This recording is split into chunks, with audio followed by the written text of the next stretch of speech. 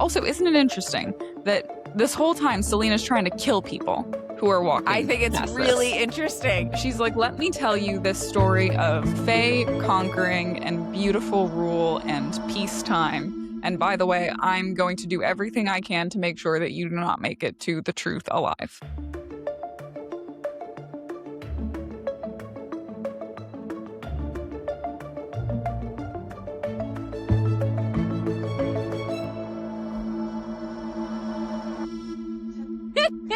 Hits record, immediately bends over. Oh my God. Oh my God. He got a tooth Our audio extract. listeners are going to have no idea what's going on right now. Okay, Ronnie has just retrieved Rory, her dog. Rory is in a cone that looks like a watermelon. It's a very watermelon. It's a watermelon. He's very mad. He's very mad. It's very mad. Put him down. He's really not having a good day. I'm sorry. It's been a day for him.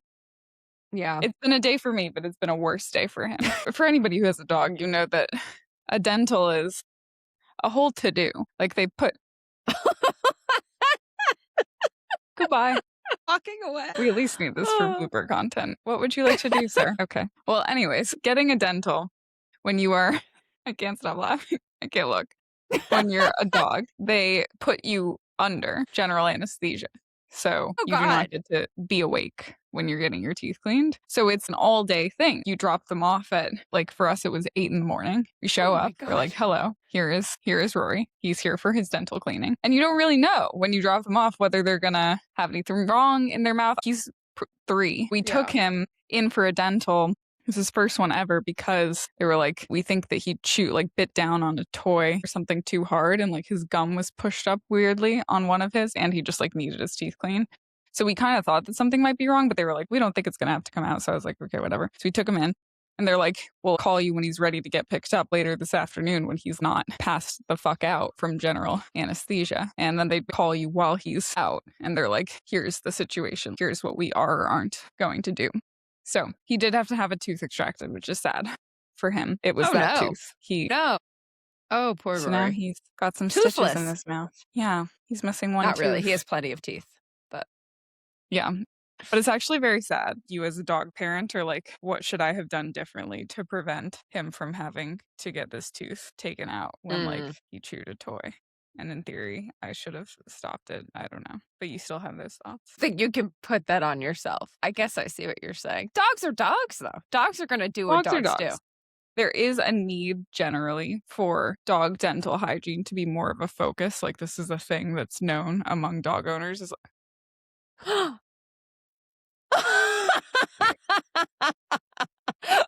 has happened? Is this a joke?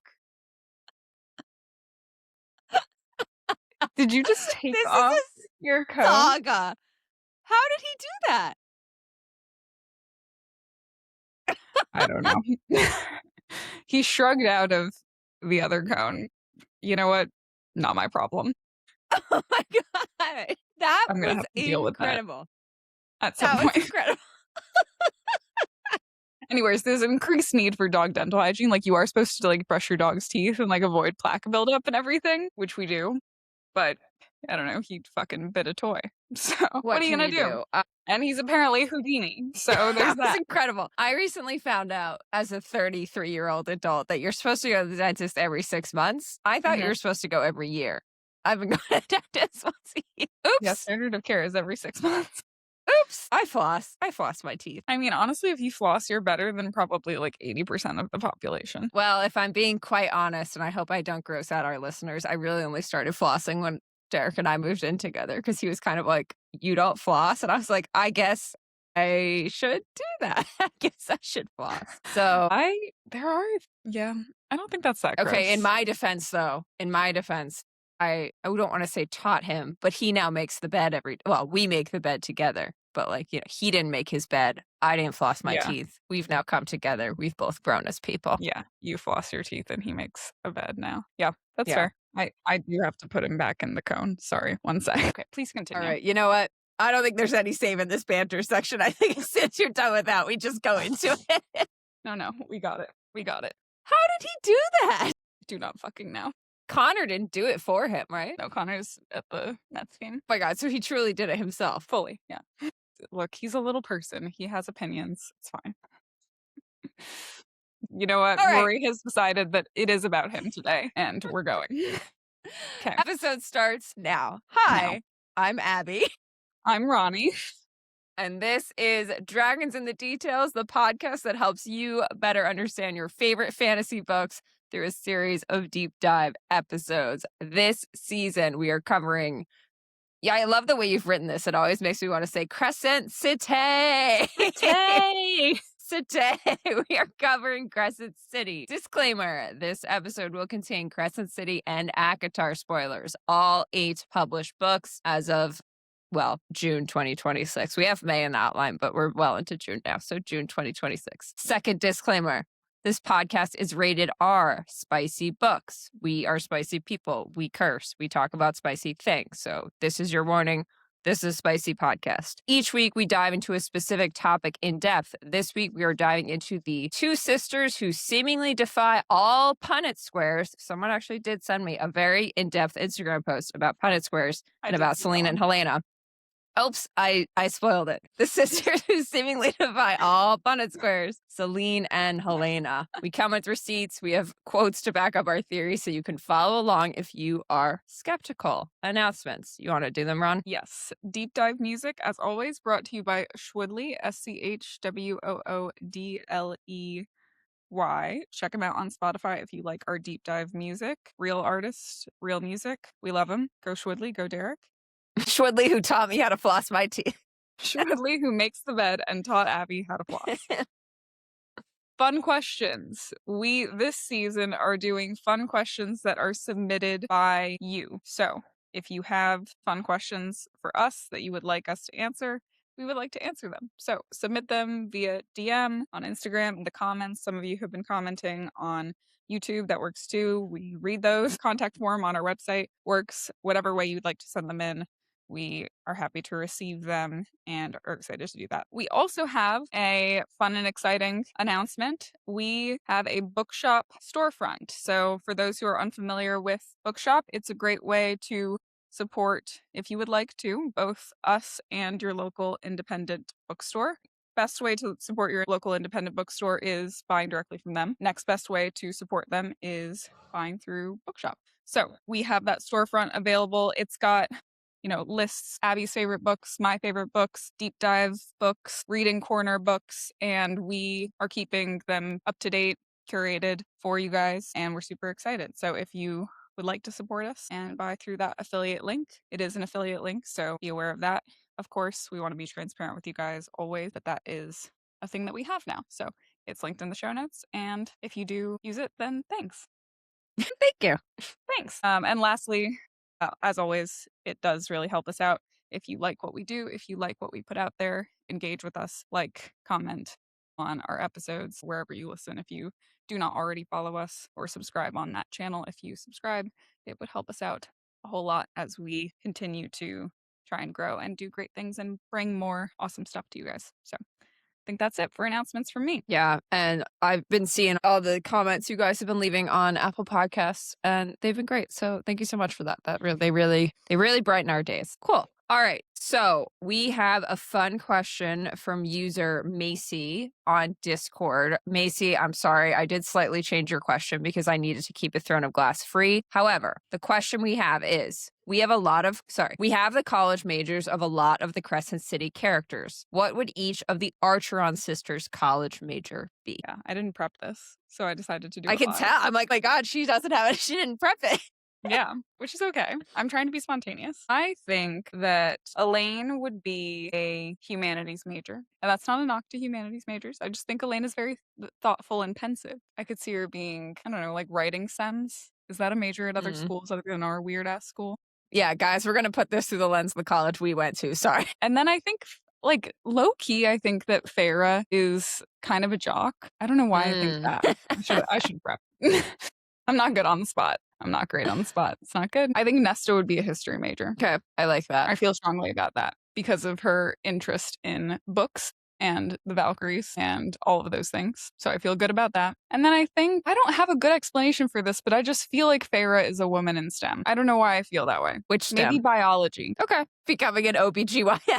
Actually, no, it makes far more sense for Elaine to be a biologist, doesn't it? Maybe. Okay, maybe Elaine is a biologist. This is a mess. Okay, Feyre, art history major. Nesta, pure history major. Elaine, biology. Final answer.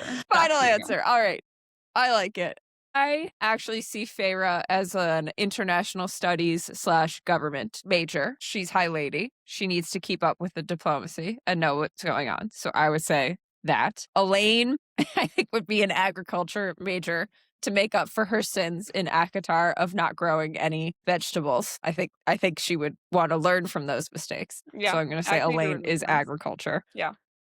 Nesta, I feel like I like history. I would even say like military history. We didn't have a military major, but yeah, like military strategy. Like I see her in ROTC, like ROTC. Yeah. Sorry.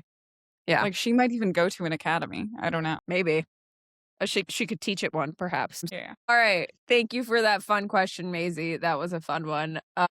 Corrections, omissions, social media, shout outs, COSMs. Ronnie, do you want to start? Yes. I just have one. I have one fun one. So this was on a YouTube short. We've been getting comments on our YouTube shorts, which is fun. Thank you for commenting on those. Also, guys, fun fact, we're on YouTube shorts. So if you subscribe to us on YouTube, you also get our shorts. But this was a comment on a YouTube short that we posted. And I realized we never really talked about this. So it was a comment asking when we talked about it. And I was like, oh, we never really talked about this. But I think we both kind of feel good about an explanation for it. So this comment was from, I'm so sorry if I mispronounce your name, Lindsay. Lindsay Trottier Acupuncture. Lindsay Trottier Acupuncture? The comment was, so this was on the Cave of Princes.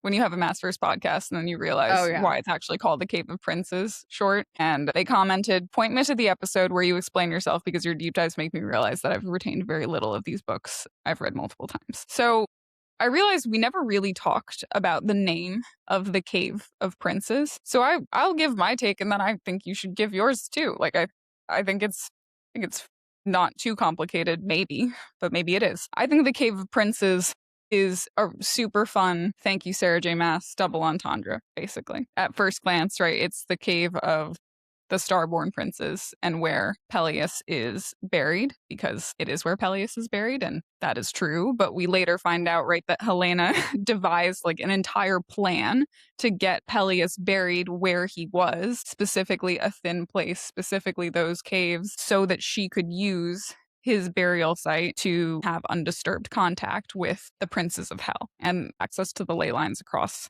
Avallen so that she could communicate with them. So we think it's the cave of the Starborn Princes until we learn all of that. And then we're like, oh, the cave of princes still makes sense, but it is the cave of the princes of hell. Yeah.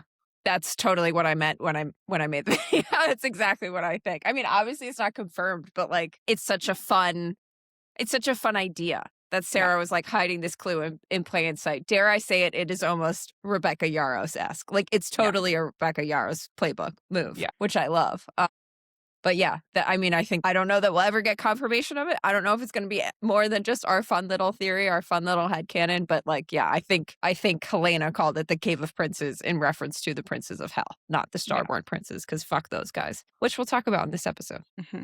Yeah. Yep. Okay, cool. I have two, and they're both corrections. They're both, oops, my bad. First one, I once again got bamboozled by social media. So I want to apologize. I want to apologize to everyone.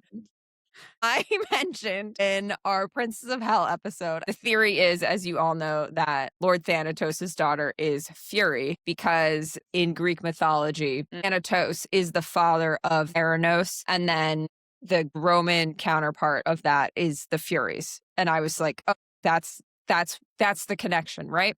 None of that is true. That's all false. That came from a video game called God of War. So I apologize for propagating falsehoods. That's on me. I'm very sorry. But there is truly no connection between Furies and Thanatos in any realm of mythology, as far as I can tell, as far as my research has found. But well, in theory, they're siblings, which is still interesting, but it doesn't make her Thanatos' daughter candidate. Because in theory, they're both, I believe, they could be siblings because they both could be children of Nyx. Like Thanatos is a child of Nyx. The Furies, in some cases, are said to be children of Nyx. Eris is also said to be a child of Nyx. So I think they're all of just which is children of interesting. Nyx. Yeah. None of which makes Fury Thanatos' daughter. So that None is of which. correction number 1. Correction number 2. I believe in my Pre-Cog last week, which is also off the cuff, I said that Snow doesn't touch Ramiel. I want to walk that back slightly because it's a little unclear. So the reason I said that was because in Selene's video, which we're going to deep dive into today, we get Snow drifted across the image, and then Theia was standing atop a mountain, a black monolith rising behind her. Ramiel, Asriel whispered from behind them from beyond the wards. So there is Snow drifting across this image. Theia and Fionn, we later find out, are standing in front of the black monolith on top of Ramiel. And I was like, wait, we have Cassian saying that Snow never touches Ramiel. It's not actually what Cassian says. In Frost and Starlight, he says, even with the fresh snow crusting Ramiel, none had touched the pillar of stone, which is the monolith. So Cassian isn't saying that. However, in a Court of Silver Flames, when Gwyn is looking at Ramiel during Blood Rite, we get Gwyn studied Ramiel's craggy, unforgiving slope. Not much snow graced its sides, like the wind had whipped it all away, or the storms had avoided its peak entirely. So I'd say it's a little gray, a little bit of a gray area. Like Cassian is saying, yeah, there's snow on it, but Gwyn is saying there's no snow on Ramiel. So this, I think, would firmly fit in the could be something, could be nothing category. Either way, I think it's interesting that it was specifically called out that there was snow on Ramiel in this image. Or maybe there's just always snow in Ramiel because it's so far north. I don't really know. Shall we deep dive? Shall.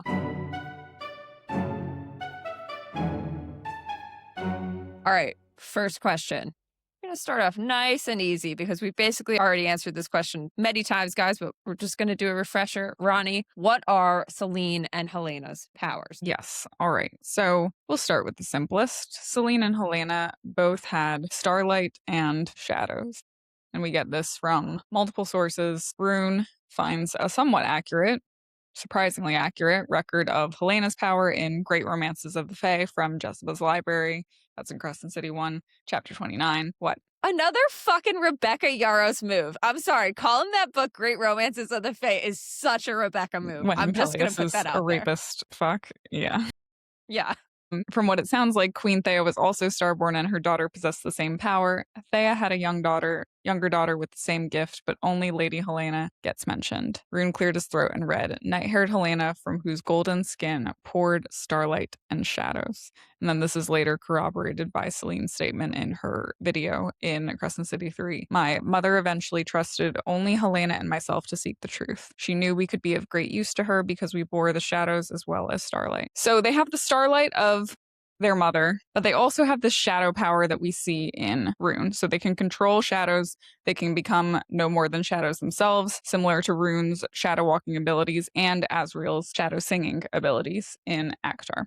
Where did they get this power? As far as canon answers, we don't really have any, but we have certainly theorized that they could come from hell. So we've talked about that at great length. I'll just put a pin in that for now. At least Silene could terraform and literally alter the land. And probably Helena too, but definitely Silene confirmed canonically, right? So in Crescent City 3, Chapter 21, she wandered through rooms that must once have been familiar to her, pausing as if lost in memory. Then she waved a hand, and entire hallways were walled off with natural rock. Another wave and ornate throne rooms were swallowed by the mountain until only the lowermost passages, the dungeons, and this chamber far beneath remained. So she's literally just walking around creating walls in the mountain.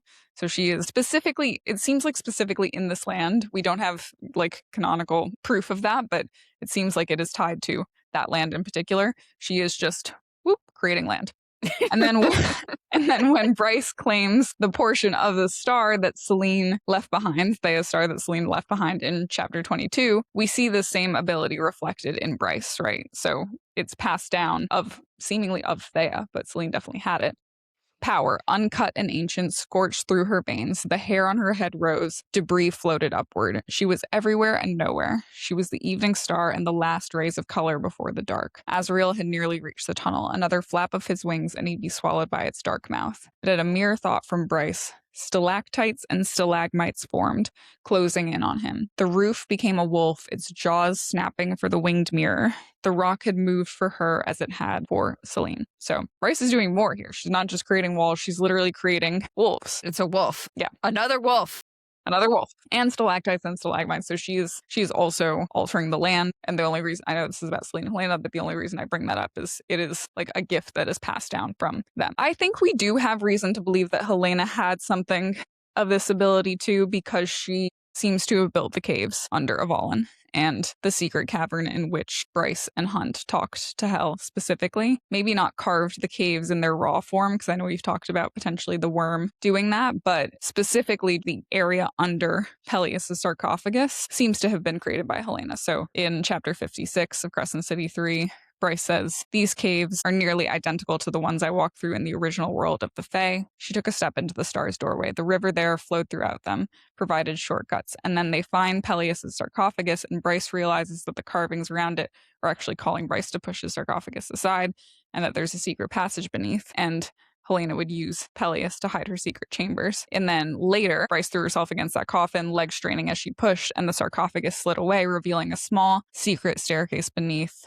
And that's when Bryce says this place was built by Helena. So whether she actually terraformed the entire place or not remains to be seen, but she certainly did build it, did architect the entire thing. I think we have a good reason to believe that she had a similar ability. Yeah. And when Bryce claims the star from Avallen, she can hear Avallen the same way she can hear the prison, which was something that we're going to have to talk about, right? Because in theory, all of this power, all of this Evening Star power has either come from Vesperus or from the actual Dusk Court. We think it's kind of an Ouroboros situation, but in theory, the power is coming from Dusk Court. So how come Bryce can hear Avallen? I know they're thin places together, but they are different places. And how come we have two Evening Star Asteria? I think those two things have to be linked. I don't think that can be a coincidence. Yeah. I mean, and we've also talked about, do we want to talk about It's a tangent. It's a tangent. We don't have to go on that. I mean, fuck it. So I've thought about this a lot, because we've also been faced with the reality that, Vesperus says, the further we went from our homeworld, our powers waned, right? Yeah. And Bryce has been, if she's of Dusk Court, pretty far from her homeworld this entire time, but seems to have been able to retain her power somehow. Yeah. So I'm wondering whether Avallen has been a holding cell as well for that power, and whether it's as simple as, Theia siphoned that power off of Vesperus and then we put it in Avallen, and now Avallen is alive because we did that, or whether there's something else that causes Dusk Court magic to be in both the Prison Isle and Avallen. I think it's probably the former, but it very well could be the latter, and I do think that is why Bryce's powers haven't disappeared the way that the Asteri have. Well, and that would make sense for having two Evening Stars as well, right? Because then we could have Hesperus saying, "Oh, I am the Evening Star because I am also siphoning off this power." Anyway, I think we'll talk about that again, because I think it's a really interesting question and it deserves a full deep dive. But I do agree with your thoughts there. Yeah. I've had similar ones. Yeah. They both have Starfire, which is this laser-like power that can carve stuff in walls. We will spend a lot of time talking about carvings in this episode, but there is Starfire. They both have it. And then there's apparently some element of sight associated with it and seeing it properly. So in, again, Chapter 56, big chapter. Right before she found the sarcophagus, we see evidence of Helena's Starfire. And that's, Bryce says, we're exactly where we need to be. She pointed to the floor, the carving of rivers of stars winding throughout. And this place wasn't built by Peleus. He had nothing to do with these tunnels, the carvings. She laid a hand on the floor. Her starlight flowed through the carvings and the stone, the walls, the ceiling. What had looked like etched seas or rivers of stars now filled in with light became alive, moving, cascading, coursing, a secret illustration only for those with the gifts and vision to see it. And then, of course, we find out that those carvings were by Helena, so we know that Helena used her Starfire to carve those carvings, and Bryce is able to see something special about those carvings because of her power. So yeah, that didn't occur to me. That's really interesting. Likely that was the case for Silene and Helena as well. And they knew that, otherwise they wouldn't have drawn it that way. I assume. So it's interesting, right, that Starfire allows them to carve those things, but then also there's secret illustrations and then gifts and vision associated with seeing it that Silene and Helena have as well. It is, what did Ada say? It is one aspect of a wondrous gift. And then, of course, Selene's Starfire we see live. So we see evidence of Helena's Starfire, but Silene, we see her do it all in chapter 21. Again, this is all House of Flame and Shadow. When she sets the harp atop the star, she got to her feet and wiped her tears, then rallied her magic, the sheer concentrated power of her light. It sliced through the stone like a knife through warm butter, a laser. Light that wasn't just light, light as the Asteri could wield their power. Silene carved planets and stars and gods, a map of the cosmos, of the world she had abandoned. So she's actually carving it live, so canonical. And then we, of course, know that in that passage she carved Midgard's constellations into the harp chamber. So Starfire.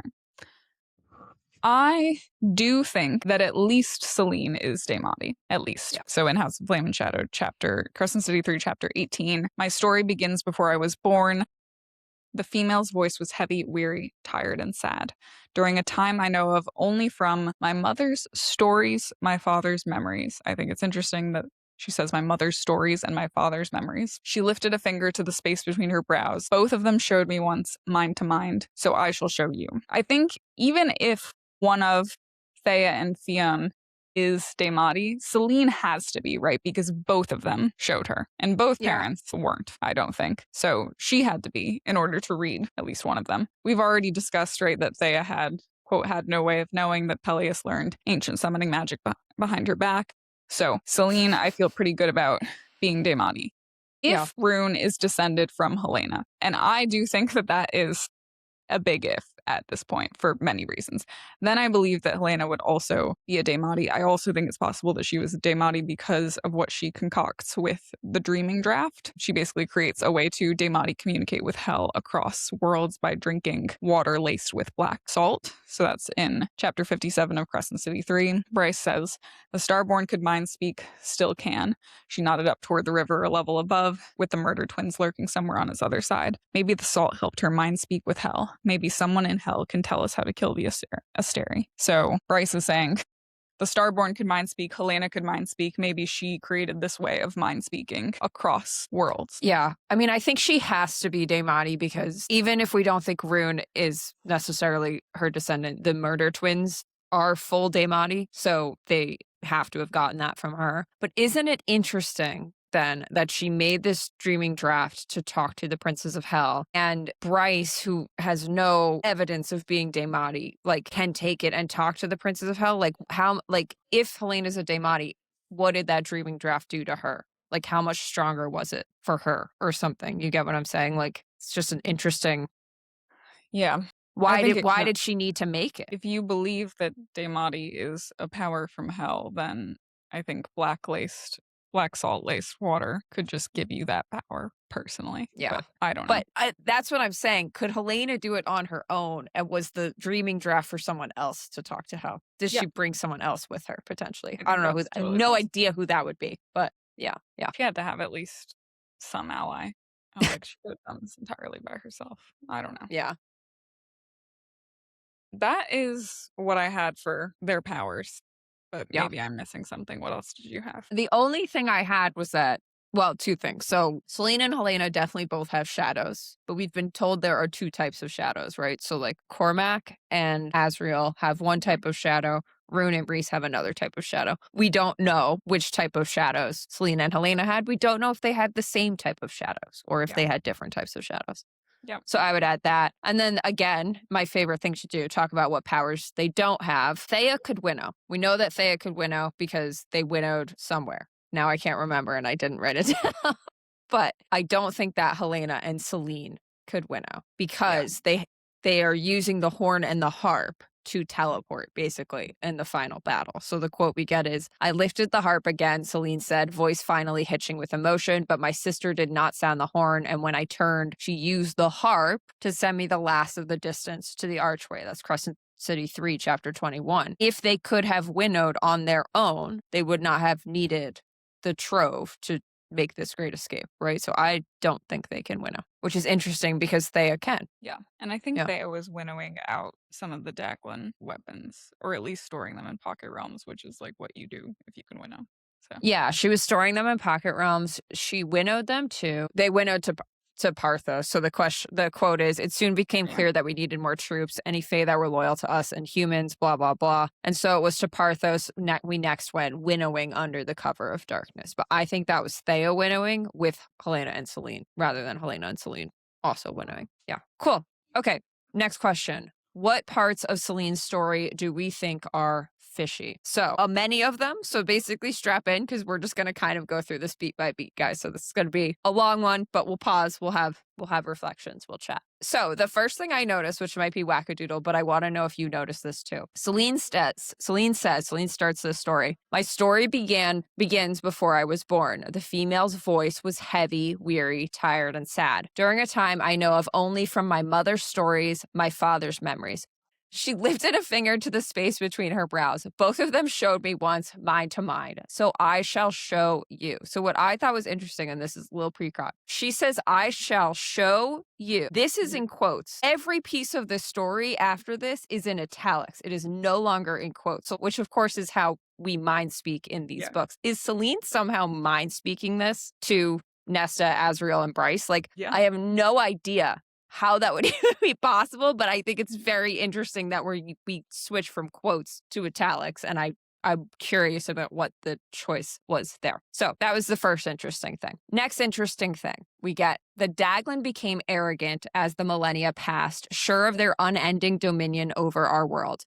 But their overconfidence eventually blinded them to the enemies amassing at their backs, a force like none that had been gathered before. So my question reading this is, why is this a force like none that had gathered before, right? Like, what's different about this force versus previous forces? It sounds like there have been previous failed rebellions. What was different about this one? Why were they successful? I don't know. Is it because they had Theia? Is it because they had a starborn Fae? Is it because they had Fia? Like, I don't know. But I thought that was interesting. So next we have the Daglan always quarreled over who should control the trove. So more often than not, the trove went unused. It was their downfall. So she's saying the Daglan never used the trove, which we've talked about. We've never actually seen an Asteri wield any part of the trove, even though they made the trove. I think we can say with 99% confidence that the Asteri made the trove. So why it feels the reasoning here that they're quarreling over who would use it feels like bullshit to me. That feels like a convenient excuse that's going to be later. We're going to find out. No, there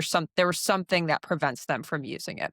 Mm-hmm. So next we have, this was an interesting idea that I had. This was when Bryce could only watch as the visions showed Theia's hand snatching the objects from black pedestals, spiriting them away from the subterranean mountain holds where they were kept, using cave archways to move swiftly across the land. So I think this is interesting because of the subterranean mountain holds that we know we have on Prythian are under the mountain, the prison, the hewn city, the library, and Ramiel, right? 4 of those places are in Night Court and one's in the middle, and we know something's up with the middle. Why are there other underground strongholds? There probably are, but if there aren't, why is this so Night Court focused? Like, why were the Asteri so focused on Night Court? What is it about Night Court? So I just thought that was interesting.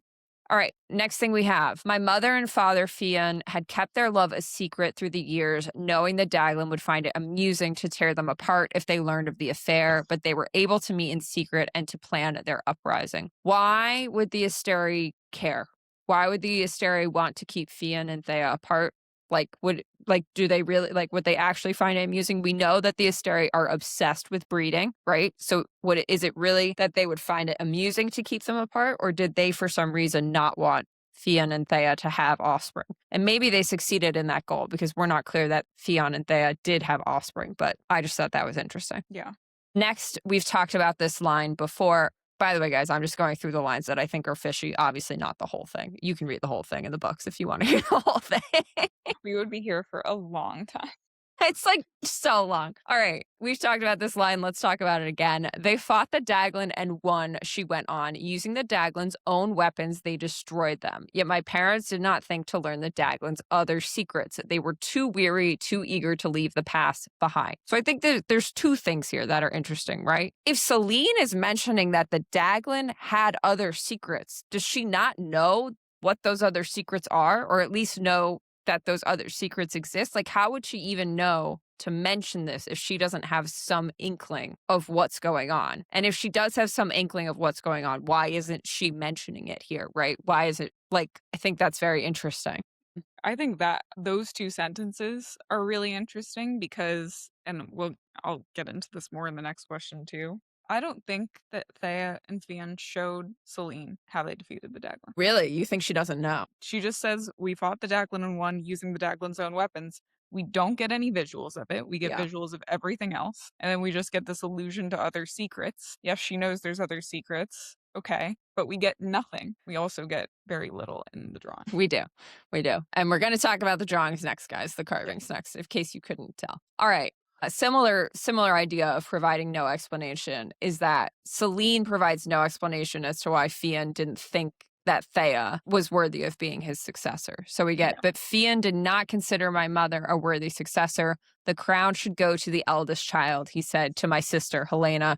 It was time, he thought, for a new generation to lead. But she doesn't say why. She never explains why, which feels like kind of a big thing to leave out. Yeah. This one I also think is fishy, and I think we've already talked about this. But this line rattles me every time. My mother was still in her prime, still ripe with power, and it was clear that she'd been blessed by the gods themselves since she had been gifted children at long last. So Silene ends this whole monologue saying, I hope the mother will forgive me, right? So she knows about the mother. But here she's saying it was clear that she'd been blessed by the gods themselves. We're told Prithian has no gods. Who were these gods? Who were these gods 15,000 years ago? And what happened to them? Did they go to Midgard? Are they our Midgard gods now? I don't know, but I think it's interesting. I mean, we are also given in a bonus chapter that Nyx is an ancient goddess. We are. So there at one point, like Rhys, who is Selene's descendant, who knew that high ladies existed, also knows that there is an ancient goddess. I think that's really interesting too. I mean, go back to our Pre-Cog, right? Like, given how prevalent Nyx is in all of this mythology, the idea of her actually being a goddess in this world, very intriguing. Very intriguing. All right. This I also thought was a little fishy, but maybe this is just my personality. The idea that Theia and Fian would go hunting in the middle, because we get, my parents often went hunting in the vast slice of land the Daglan had kept for their private game park, where they had crafted terrible monsters to serve as worthy prey. It was there he met his death. Like, you're just going off and fighting monsters for fun? Like, that seems a little, I don't know. That seems like an odd hobby to me. Like, it's not like Cassian is out here, like, just going hunting for fun. Like, he's hunting down monsters to put them in the prison. These guys are just, oh, let's just go hunting, you know? Next thing I thought was sketchy.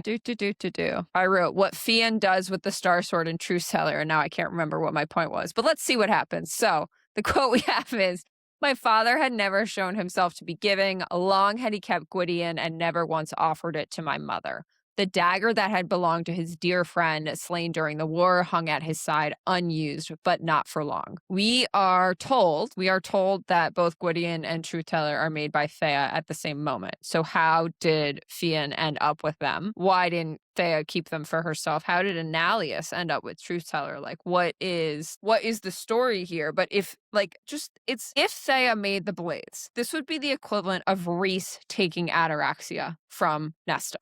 Right? Like, that's what this would be equivalent to. Fian having this blade, unless they had gifted it to him, which kind of seems unlikely. But, like, the fact that Fian wouldn't give it back, like, right?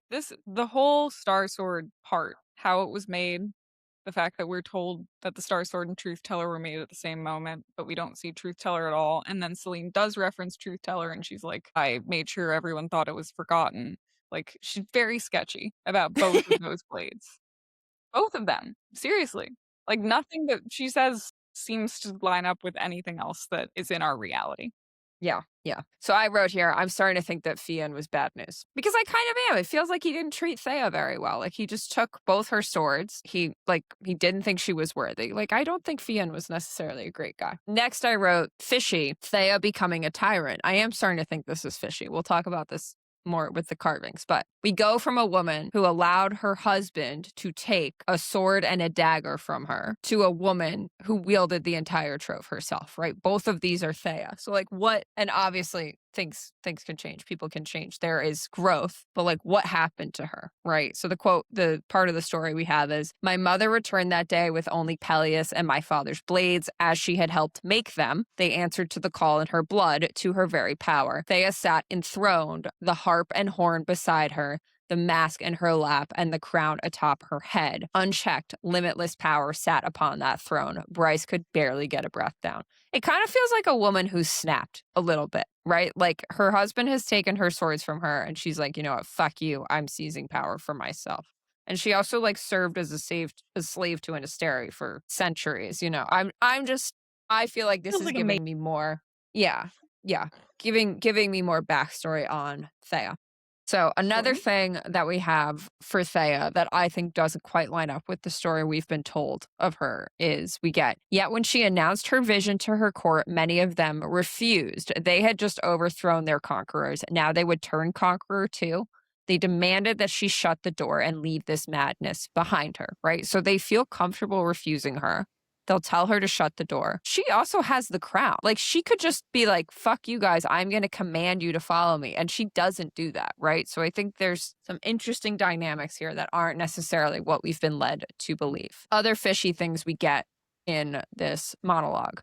The mystics can't find Prithian. We've talked about this a bit, but I think it's worth bringing up again. And after all that searching, someone finally answered. So this is when they're crossing over to Midgard, right? A Daglan who had been using his army of mystics to scour galaxies for our world. The Daglan promised him every reward if only he could nudge my mother towards this moment to use the dread trove to open a portal to the world he indicated. So the mystics couldn't find it 15,000 years ago. The mystics can't find it now. Why can't mystics find Prithian?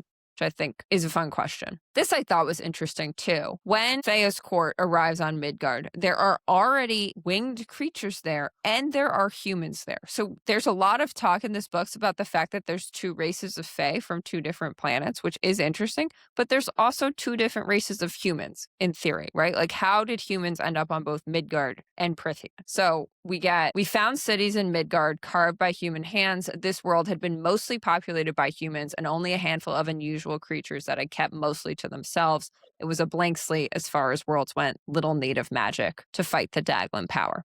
So that's for the humans. The other thing is there were supposedly already winged creatures on Midgard as well. So does that mean that the Asteri had already made the angels by the time they got there, or were these other winged creatures from other planets? We get Midgard was a land of plenty, of green and light and beauty, much like our own lands with one enormous exception. The memory spanned to a view from a cliff of a distant plain full of creatures, some winged, some not. We were not the only beings to come to this world hoping to claim it. So where are these winged creatures from? What are they? What planet are they from? Like, I think this is very interesting given the prevalence of winged creatures that we have. Yeah. Okay. Also fishy. Silene knows, or at least seems to know, the full story of how the Fae on Prithian overthrew the Daglan, but she doesn't provide that story. So this is kind of what we were talking about before. So the quote we get is, "We spent a month hidden in the enemy's stronghold, no more than shadows ourselves. By the time we returned to our mother, we'd learned the truth. Rigulus and his companions were not Fae at all, but parasites who conquered world after world, feeding off the magic and lives of their citizens, the Daglan now under their true name, the Asteri. It was then that my mother told us, showed us what had happened so long ago, all that she had done since, but she did not waste time apologizing for the past. If we had indeed walked into an enemy's trap, she said, then we must defeat them." So this implies to me that Theia actually did in this moment tell Silene and Helena what they did, whatever they did to the Daglan, whether they defeated them, whether they just put them in sarcophaguses under the ground, we don't really know. But either way, I think this moment Theia is telling Silene and Helena what they did, but Silene is not telling Bryce. Silene is not telling her descendants. So there's still some kind of secret there, right? Yeah. I also think it's interesting that Theia decides in this moment, like she's got the harp and the horn, right? She can go anywhere. She's like, no, we're going to stay and we're going to fight. So again, I think that's not totally lining up with the cruel tyrant Theia that we've been given thus far. I also think it's interesting that Theia won't cross into hell. So we get long hours did my mother and Ada speak through the portal, neither daring to cross into the other's world. Why? Why won't either dare to cross into the other's world? Like, I guess it's scary. It's definitely a little scary, but No. yeah. I guess if she doesn't know any other world walkers at this point, but she did, right? She knew the Asteri. So Yeah. And she had crossed into a new world as well. All right. Yeah. Other fishy things we get. Theia is terrible at war. So real quick, we get word came from the enemy right before they attacked in the dead of night. Surrender and we would be spared. Fight and we would be slaughtered. Our camp had been erected high in the mountains where we thought the winter snows would protect us from advancing enemies. Instead, we were cold and hungry with barely any time to ready our forces. Aegis had returned to hell. We talked about that in our last episode. This seems like an obvious mistake to make, and Theia is a general who has fought in many, or I guess Theia's not a general, but Theia has fought in many wars. Like, why is she making such an obvious mistake, right? I thought that was interesting. Overthrown the Daglan before. I don't Yeah. fucking understand. She's That's a literally good point. literally overthrown this exact enemy. What did she not have this time that she had last Theon. time other than Theon? Yeah. Well, she did leave the mask and the crown on Prithian for some reason, but Yeah. it doesn't feel like that's the answer. It feels like She more had attention. that, technically. Like, Yeah. she could have gotten it. Yeah, she could have gotten it. This I always thought was interesting. When Silene is talking about the plan to go back to Prithian, she says, to escape, it was worth the risk of going back to our homeworld, even if the Fae there might kill us for our connections to the Asteri, our foolishness in trusting them, right? What connections to the Asteri? Like, I just thought it's interesting the way that's worded. Like, what connection do these guys have to the Asteri? It's a little out there. Is it because they're Starborn Fae? And then I'd say the last thing, of course, that is sketchy. Well, two things. So Silene actually leaves two versions of this story, right? So she says, I carved these tunnels, the path here, so some record might exist of what we were, what we did. But first, I had to erase all of it from recent memory. So she both made the carvings and made a video. Why leave both? Why leave the carvings if you have this video here? And we're going to get into it next question, but like, what are the differences between them and what do those tell us? We're kind of putting on our art history / history hats in this episode today, guys, in case you couldn't tell. And then I think my last point here is she says to you in this very stone, I leave the inheritance and the burden that my own mother passed to me, which I think is interesting because we have an inheritance in the star and we have a burden in Vesperus, right? So there's actually two things that are being left here. Silene makes no mention of Vesperus, but I think reading between the lines of all of this, it's hard to imagine, especially if she can hear the island, that she doesn't know that Vesperus is there. Yeah. And then the only other thing I had, she says before all this, she said, my son had sons and I lived long enough to see my grandsons have sons of their own. And then I returned here. Interesting that it's all men. That hadn't even occurred to me either. She's only talking about the men in her line. Yeah. Yeah. To the place that had once been full of light and music and now housed only terrors, to leave this account for one whose blood will summon it, child of my child, heir of my heir. To you I leave my story, your story. Bryce is not her heir. Bryce is Helena's heir, not Selene's heir. Why was Bryce able to summon? Like, is it just because she has Theia Star? Because she's talking about blood of my blood. She's not saying the one with my mother's magic will summon this, right? She's saying my heir, my blood. Why was Bryce able to summon this story at all? I mean, that's like one of the $1 million questions of this story. Like, Bryce is, in theory, at best, Theia's heir. Yeah. Through Helena. Yeah. Maybe. Yes, probably. Probably through Helena. I think so. Not Selene's heir. Nesta and Azriel are also there, but Silene does start before Azriel is in the wards. So, like. Yeah. I mean, Silene definitely starts when it's just Bryce. And then later Nesta comes. And then later Azriel comes. Yeah. So it's definitely about Bryce. But yeah. All right. Did you have anything else for that one? I think you hit everything except for two that we've talked about them so much that you probably just skipped them on purpose. But like the timing of Theia's children obviously is fishy. Doesn't make sense. Yeah. Theia randomly having children very late in life, very late in Theon's life specifically. Fishy doesn't make sense. Probably something going on there. And then the timing of how and when Theia called on Hel the first time, I think is fishy as well. And we've talked about that. Specifically when she called on Hel and Ada said, have you decided to accept Hel's help then? Doesn't really seem like first time encounter, but we've talked about that at great length. I think you hit everything else. I think like I'm just still stuck on like why are we not I suppose it makes sense when you think about like how Adis described how Theia felt about the power, the ability to defeat the Asteri being the black hole, that they chose not to memorialize how they defeated the Daglan, if that is how. But if that's how they did it the first time, then why would Theia have been afraid to do it the second time? Well, right. Adis said they never did it, so I don't think that's how they did it. Adis says she never Adis said they united the didn't sword do and the it knife. the time that they fought together. We don't know how they did it the first time. Okay, that's fair. I feel like it can't be that because you read the quote last episode that said Theia's power when whole is the only thing that can unite and activate the power of the sword and the knife. So for Theia, it had to have been Theia, right? It had to have been Theia that activated them. For Fionn and Annalius to end up with those blades after Theia had done that does not feel likely, or if that is likely, it's much more malicious than I've been led to believe, right? Because then it's like, she's too powerful. We can't let her have this power. We have to take these blades away from her somehow. All right, so we went through the speech. Now we're going to go through the carvings. So, Ronnie, what did Silene depict in her cave drawings? Yes. Okay. So here is a compilation of all of Selene's cave drawings with some fun narrative pieced in. And this is spread over, I just want to look at how many chapters it's spread over. I think it's spread over many 8 chapters. Yeah. So you kind of have to piece them together. And it's very possible that I missed some. So hopefully I didn't. But it starts in House of Flame and Shadow, Crescent City 3, Chapter 9. And Selene's carvings, as a reminder, are all in the tunnels on Prythian. So they start under the hewn city, well, really as they enter kind of the prison area, and go from there. So we start to the right. Around the natural archway, an array of stars and planets had been carved, crowned at its apex by a large setting or rising sun.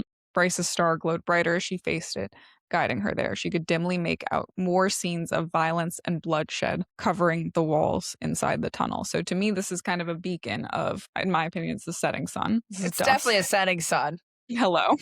Like, hello, it's Dusk Court, symbol Dusk Court. So it's not the Night Court insignia. This is Dusk Court. And we're starting off with scenes of violence and bloodshed that are carved immediately at the beginning of this very, very long mural. So then Nesta and Bryce kind of squabble while Bryce tries to convince her that this is a dangerous stretch. And Bryce says, those carvings, back home, my job is to look at ancient art, to study and sell it. She says that's not really relevant.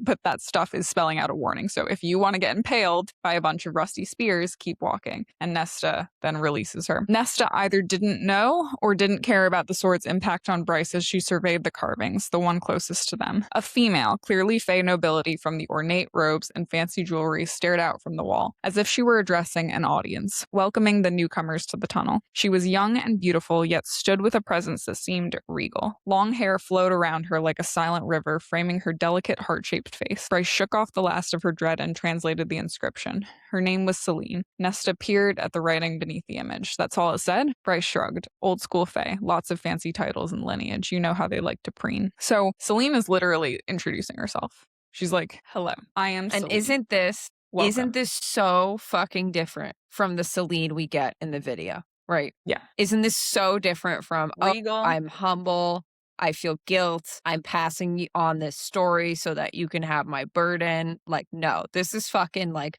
I'm here, worship me, bitches, I'm Silene. Yep. The warning is in the story she's telling here, Bryce said. A field of corpses had been carved into the wall, a battlefield stretching ahead. Crucifixes loomed over the battlefield, bodies hanging between them. Great, dark beasts of scales and talons, the ones from the pit beneath her cell, she realized with a shudder, feasted on screaming victims. Blood eagles were splayed out on stone altars. Mother above, Nesta murmured. Those holes along the corpses there, the ones that look like wound.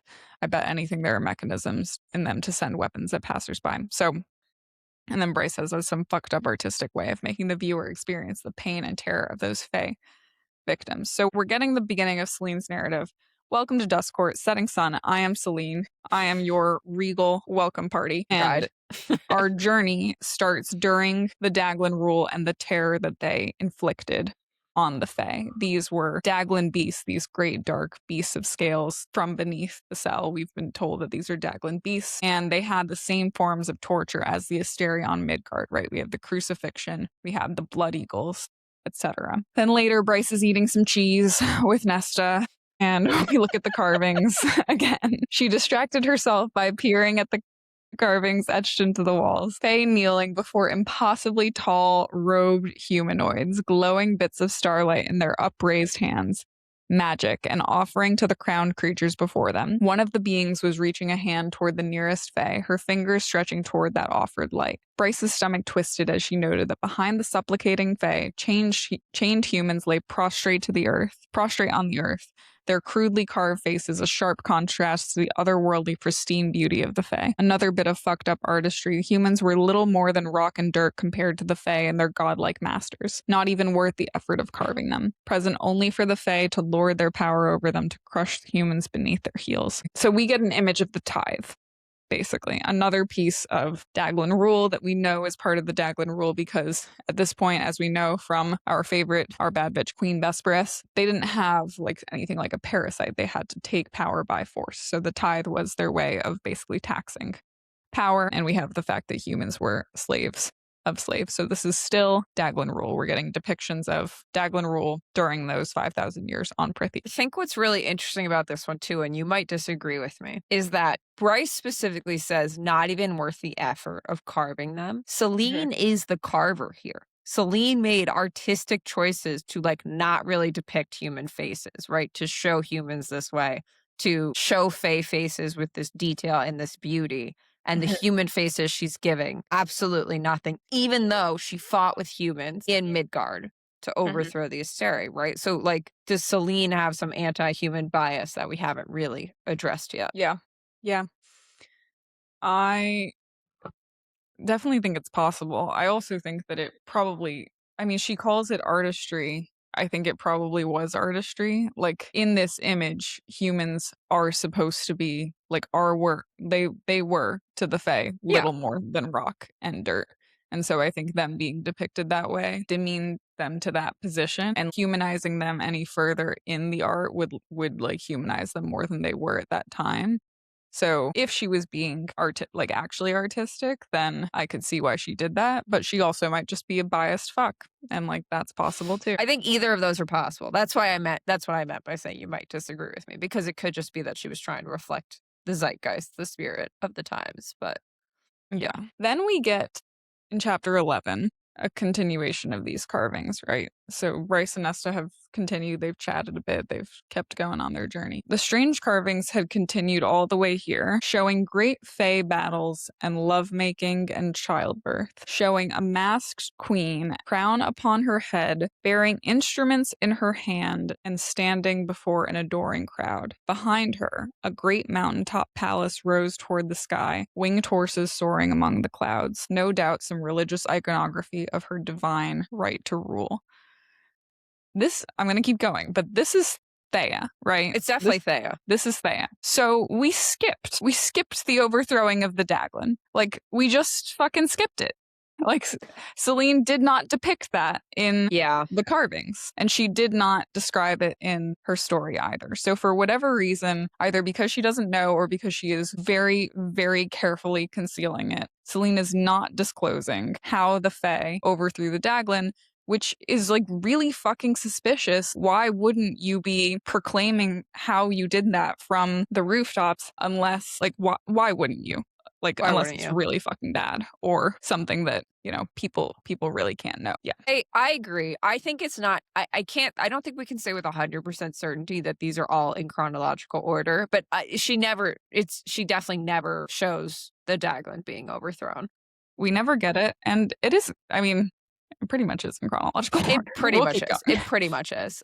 The one thing that I thought was interesting here, though, too, if we're putting on our little art history hats, is that Theia is standing before an adoring crowd. Yeah. Adoring. Yeah. That's also not really the story we're told with Silene. Yeah. She says, I can't say if my mother's rule was kind to our people. Yeah. But here she's saying, no, like they loved her, right? Yeah. Yeah. And we get divine right to rule as well, which is, Silene in her whatever video does say as if the gods blessed her. But this is a much more holy visual than what we're given. Beyond the mountaintop palace, a lush archipelago spread into the distance, rendered with remarkable detail and skill. So now we're getting very specific with the carvings. Scenes of a blessed land, a thriving civilization. One relief had been so similar to the frieze of the Fey male forging the sword at the Crescent City Ballet that Bryce had nearly gasped. The last carving. Yeah. This is why I'm saying I don't know if these are entirely chronological, right? Because based on our theories, this has to be the Star Sword. But I'm 99% sure the Star Sword was made before Theia ruled Duskcourt, right? So either this isn't the Star Sword and there's another sword, which would be very interesting, or it's not 100% chronological. So as I was reading this, had a couple thoughts as I was just like, I don't know, reading it with fresh eyes. One was just like, is the like style, was she thinking like, is the style so similar, like the Fey male and like how the Fey male was carved and like the artistry of that Fey male so similar? And is that actually a nod to like Silene maybe made that frieze? Like, is that maybe like something else that we should be thinking about and considering? I don't know. But she's been seeing these carvings the whole time. Why would she only say it now? Because she's now seeing happy Fae instead of dying Fae. I don't know. It could be. I don't know. Or it is maybe just, the actual image. Either way, I do think, though, that like Silene probably had a hand in that frieze. While she was at war with the Daglan? Well, she wasn't at war the entire time she was in Midgard. That's true. Yeah. And she was Daemati. So the last carving before the river had been one of transition. A Fey king and queen seated on thrones, a mountain, different from the one with the palace atop it, behind them with 3 stars rising above it. A different kingdom then. Some ancient high lord and lady, Nesta had suggested before approaching the river. She hadn't commented on the lower half of the carving, which depicted a hellscape beneath their thrones, some kind of underworld. Humanoid figures writhed in pain amid what looked like icicles and snapping scaly beasts, either past enemies conquered or an indication of what failure to bow to the rulers would bring upon the defiant. The suffering stretched throughout, lingering even underneath that archipelago and its mountaintop palace. Even here in paradise, death and evil remained, a common motif in Midgardian art too, usually with the caption, Et in Avallen ego. Even in Avallen there am I, a whispered promise from death, another version of Memento Mori. So we are getting a clear tale here of like happy time, Theia's ruling, not quite the story that we get when Theia and Fionn are ruling. We transition over to, it's interesting, right, that we also get Theia's rule first. Like we get Theia is this queen, she's got all of the trove on her. Then we transition to Fey king and queen, which is supposed to be Theia and Fionn, and it's a different kingdom. And now we have the Night Court insignia, right? 3 stars rising above it. So now we're talking about Night Court. But we have the hellscape that runs through Night Court and Dusk, right? So we've got the hewn city represented, but we also have the like underbelly of Dusk, which is Vesperus, we know now. But at that time, that was what was being hinted, I believe. Well, it might be the hewn city. It might be under Ramiel, but either way, I think your point stands. It might be under Ramiel. It would be interesting also if it were under the mountain. Because we have the king and queen, we have the Night Court insignia, but like Fionn was high king. So all indications are that he ruled from night, which from Ramiel. Yeah. But why, I'm going to ask this question again, I've asked it before. Why wouldn't the high king rule from the middle? I don't know. Why would the middle die with its why king? Would the middle die it literally says the land died with its king, right? Yeah. I don't know.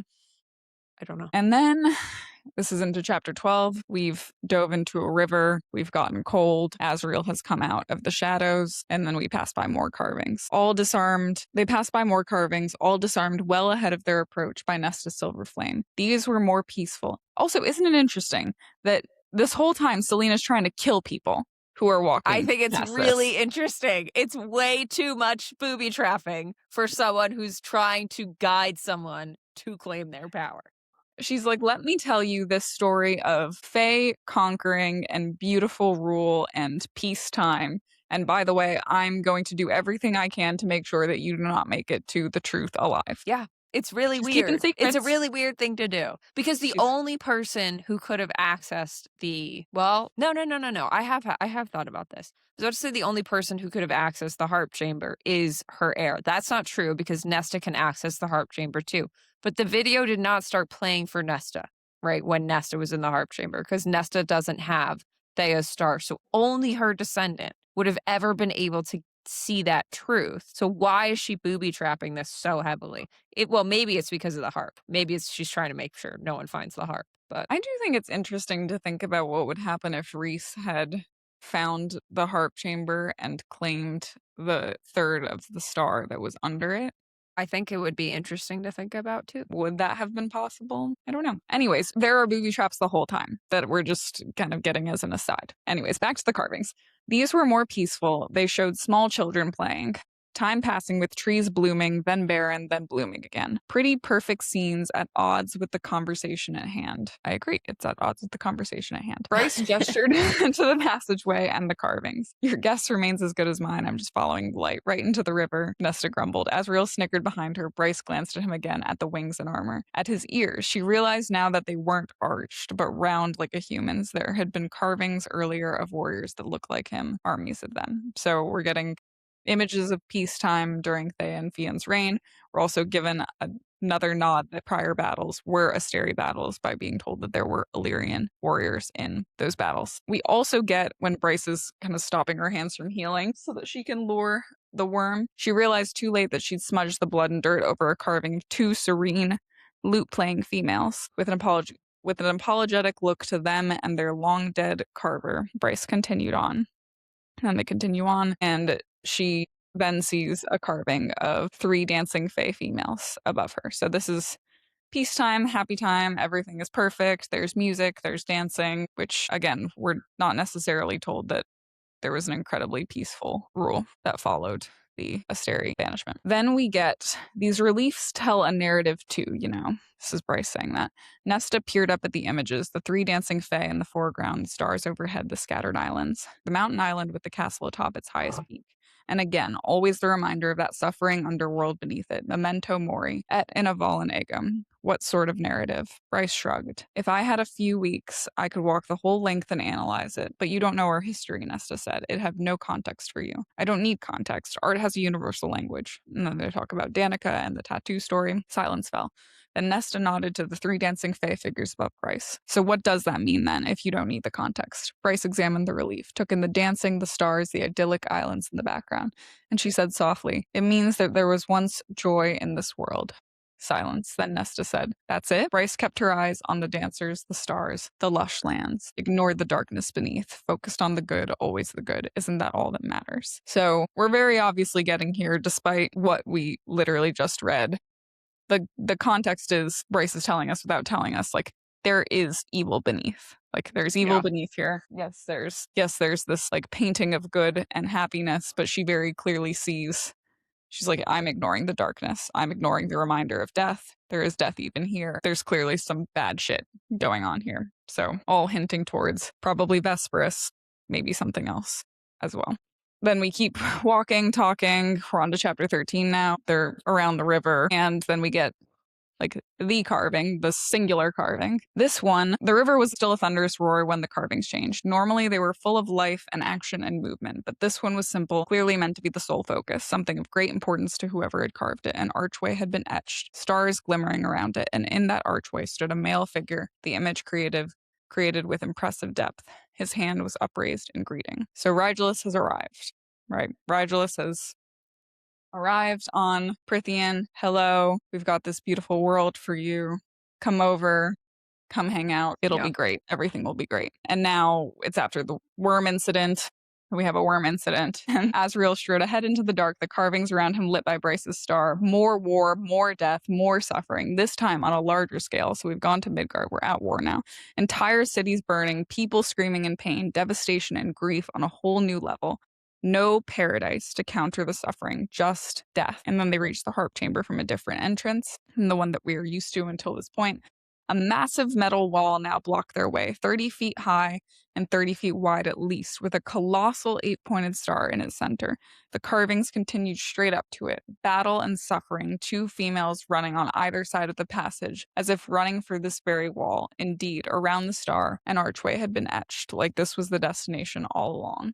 Bryce glanced back at Nesta. Is this where you saw my star? Nesta slowly shook her head, eyeing the wall, the embossed star, the cave that surrounded them. Obviously it is, but she says no. Well, she didn't see it on that wall. Yeah, She didn't know where the wall led. Yeah, but right after we go through the door, then she recognizes it. So this, in my opinion, is some really beautiful art. She has literally carved the final battle and herself and Helena running towards Prithian at this point. At this moment, which this is probably the first accurate thing we've seen. So there's that. And then finally, we get into the chamber. So this is chapter 17, the carvings in the chamber itself. Bryce surveyed the carvings on the floor, whorls and faces, and the hair on her arms rose. These are Midgard's constellations. So we have Midgard's constellations carved in the chamber. We know this. We talked about this. Bryce pointed to a cluster.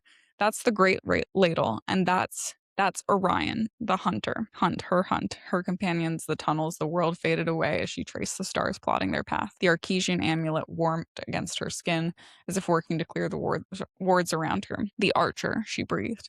The scorpion and the fish, this is a map of my cosmos. Her boot knocked against a raised half-orb, a screaming face carved into it. Sif, the outermost planet. She went to the next, a similar mound with a grave male face. Orestes, Azrael asked sharply, drawing her attention back to where he and Nesta stood still at the tunnel archway. The warrior? She blinked. Yes, interesting, Nesta said, head angling. Perhaps the name came from the same source. Bryce indicated the next mound, the face of a bearded old man. Odin. The next, closer to the center of the room, was a young, laughing male, Lakos. Another mound rose on the other side of the star, massive and helmeted. Thur, she said. Then she pointed to a mound with a female head, Faria, and beyond Faria, a large raised mound with snaking tendrils. Soul, she whispered, indicating the sun-shaped thing. She scanned the room again and turned to the 8-pointed star, directly behind Lakos and Thur. Midgard. The name seemed to echo in the chamber. Someone went to an awful lot of trouble to make this floor, someone who'd been to my world, and then come back here. And then Bryce realizes that it was a trail, an invitation. So all those she says, I think all those carvings in the tunnels might be to remind us of what happened. The carvings tell a story, and they're an invitation to come here to find the truth. But I think what we're getting at is the irony of it all is it was a very rosy truth until the bitter end, basically, until you made it past all of the bullets. And then you get, if you are Theia's heir, you get Selene's video. So I don't have much to add to that. Is there anything else that you would talk to? I could do a deep dive on the planets, but I think that's probably best for another time. I think we should do that another time. We're already at an hour and a half. Yeah. All right. So a couple things. Just one thing. This gets back to whether or not the carvings are chronological. So this is after the worm incident has happened. So in theory, the Fae have already gone to Midgard, and we should be seeing Midgard at this point. But we get a carving in the middle of all this, and it says the cauldron, Nesta said hours later, pointing to yet another carving on the wall. It indeed showed a giant cauldron perched atop what seemed to be a barren mountain peak with 3 stars above it. Azrael halted, angling his head. That's Ramiel. At Bryce's questioning look, he explained a mountain sacred to the Illyrians. I think it's just interesting that she put this carving in during everything with Midgard, because we should have had this carving like hours and hours and hours before, but it's with Midgard. So like, why is it here when it should have been, like, we don't think the cauldron had anything to do with overthrowing the Asteria on Midgard. So I just think it's an interesting, that's a good point, out of place thing here. Yeah, but that's all I had. Yeah. And don't you guys worry, we're going to talk about Helena's cave drawings too, coming up very soon. Yeah.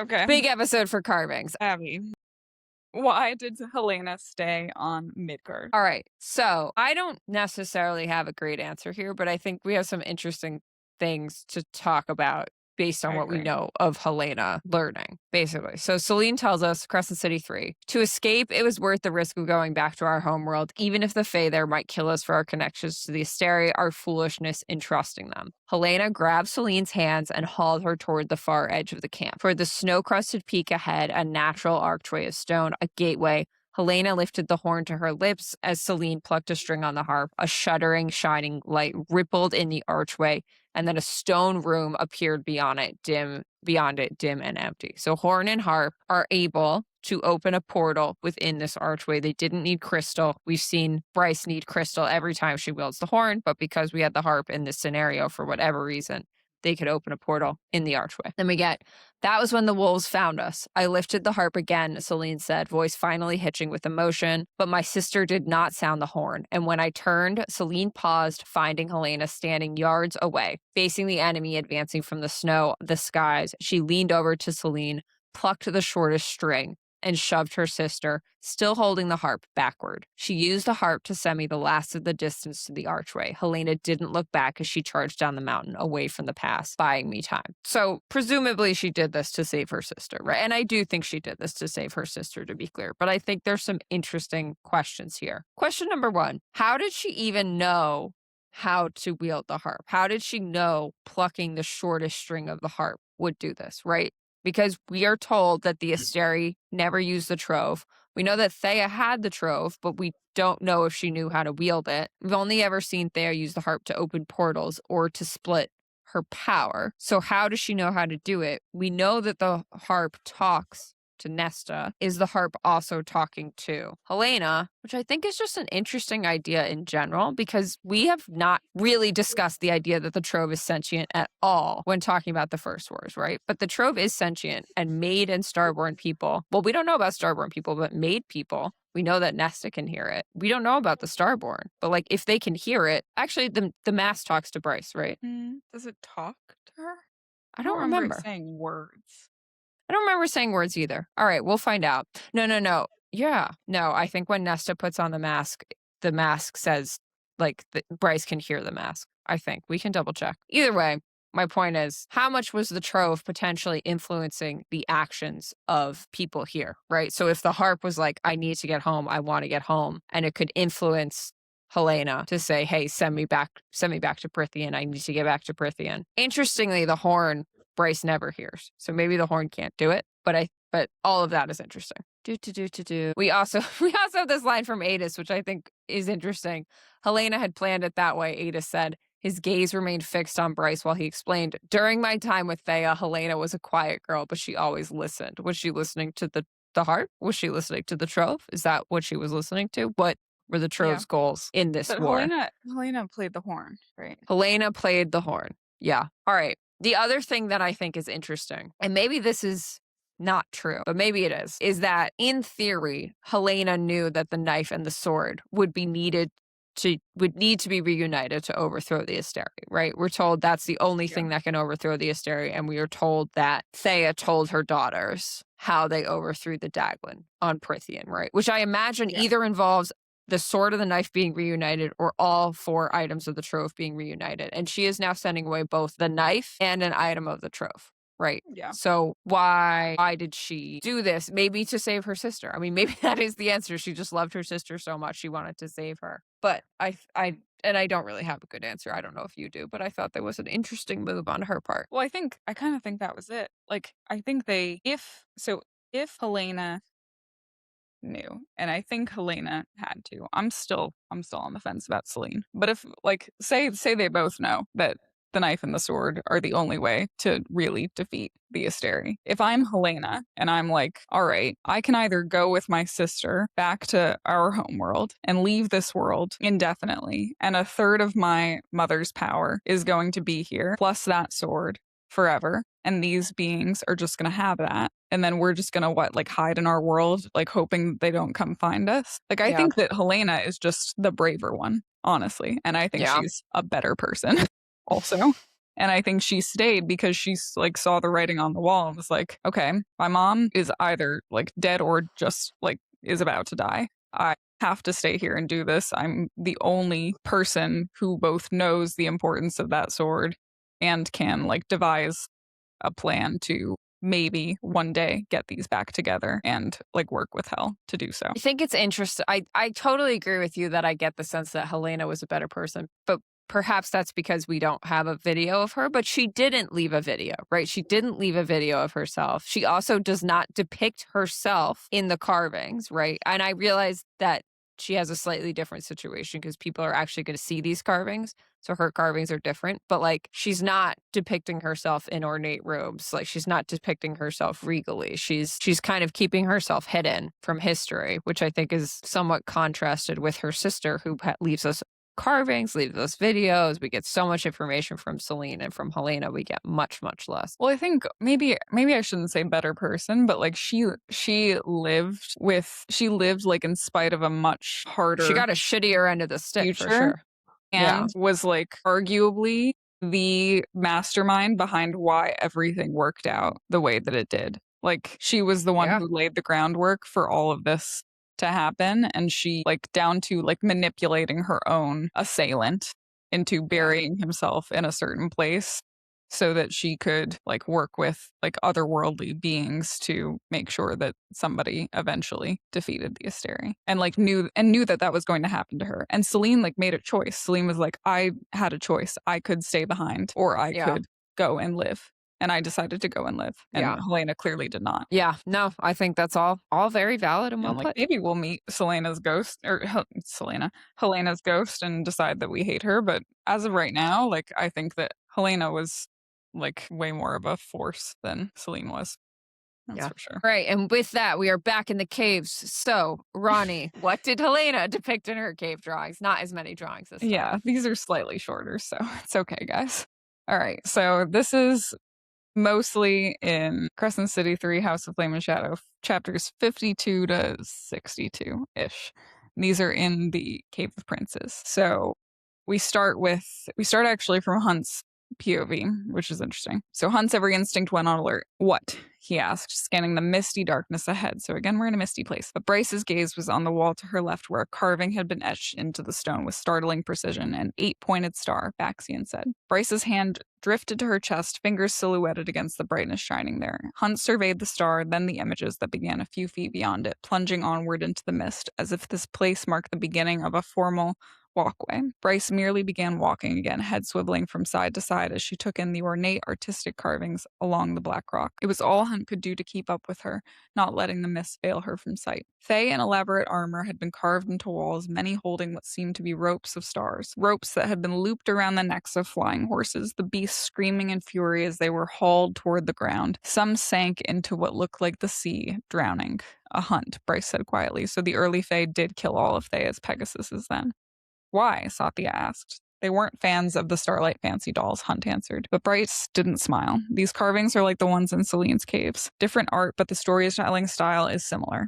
It makes sense, Therian said, running his fingers over a thrashing, drowning horse, considering the arts from the same time period. So this seems to be the story of the Thay who fought for the Asteri, destroying Theia's and Helena's forces based on the ropes of stars. What? Yeah, what are the ropes of stars? What is this? Yeah. What the fuck is this?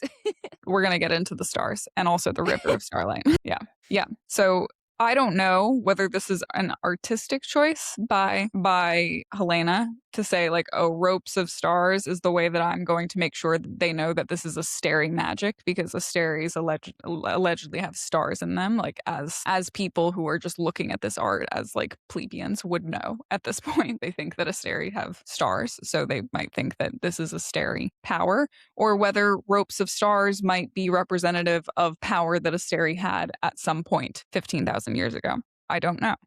Well, or power that the Starborn Fae have, right? Or like power Bryce reads this as Starborn power. Bryce reads it as Starborn power. And I think it's an interesting question whose Starborn power that might be. What are you doing, Well, Peleus? yeah, and like all of them had it. Right, exactly. All of them had it. How is that? Like, what's going on here? Yeah.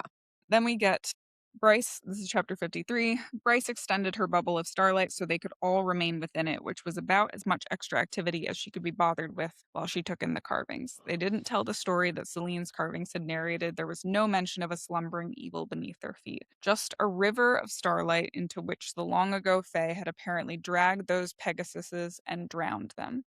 Yeah, the Fae here had been no better than the ones in Nesta's world. I want to make a formal apology to the pool of starlight in ACOTAR, because I really believed it was nothing and could have no connection to anything. But now I am finding it hard to believe that Helena and her river of starlight We have did talk absolutely about nothing to this. do We with did the talk about this at pool some of point. starlight.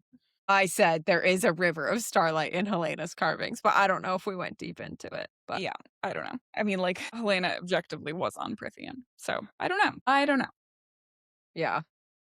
Anyways, so there's now a river of starlight that the Pegasuses are drowning in. Again, like, what is this power? Is it just meant to depict? Is it meant to artistically portray that the Asteri are killing Theia's forces, or is it something else? Either way, this is very clearly, Theia's forces are being killed by the Asteri. I also think it's interesting that there's no underworld in this one, right? Like, because in theory, both of these planets have been conquered by the Asteri. And we are kind of led to believe, because the trove was stored in underground layers, that the Asteri on Prithian made the underground layers. Why haven't they done the same thing on Midgard? Like, why there's not really any underground, underneath, below? Well, there's the river, there's the ocean, but there's not on land really a situation like that. So how come? Yeah. I don't know. I don't know whether it's just because they have like more confidence in their power sources, where like on Prithian, it seems like they were basically setting up power reserves. Yeah. For like, if they, for whatever reason, needed like emergency stores, because Yeah. they were still relying on like basically voluntary power donation. I don't know. Then we get Bryce ignored them and instead tracked the carvings on the walls, on the ceilings, brutal images carved with care and precision, merciless, unending battles and bloodshed, cities in ruins, lands crumbling away, all falling into that river of starlight, as if the starborn power had swept it away in a tide of destruction. Again, the starlight power, the starborn power, is the destructive power here. That is also Helena's power, allegedly, Yeah. right?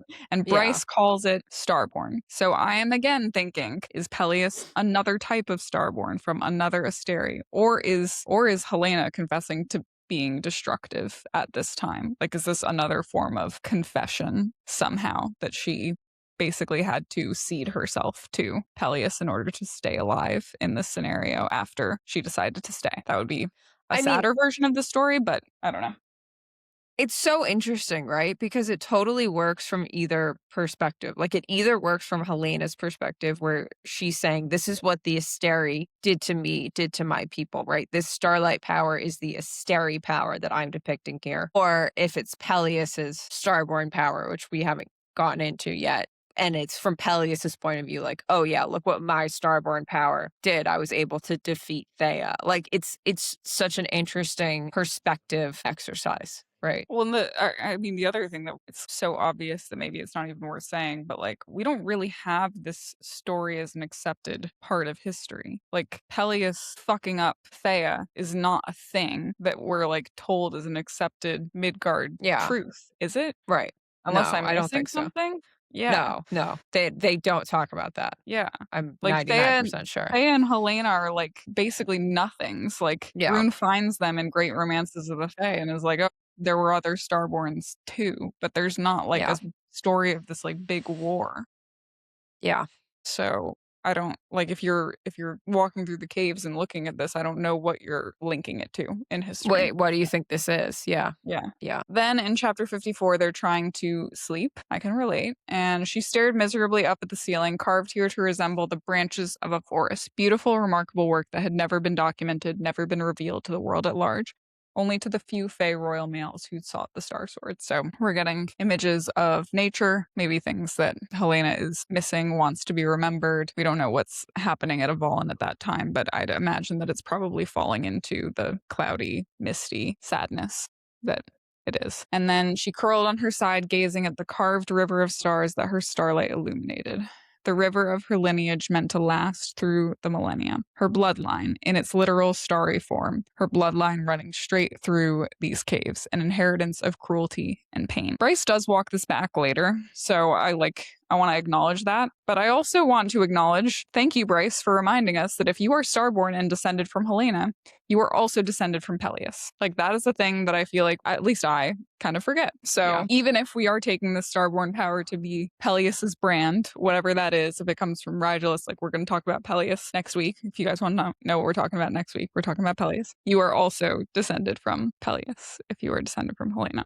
So then they get up and continue on. There had been nothing helpful in the carving so far. Fae slaying dragons. So the dragons are getting killed. There's dragons here.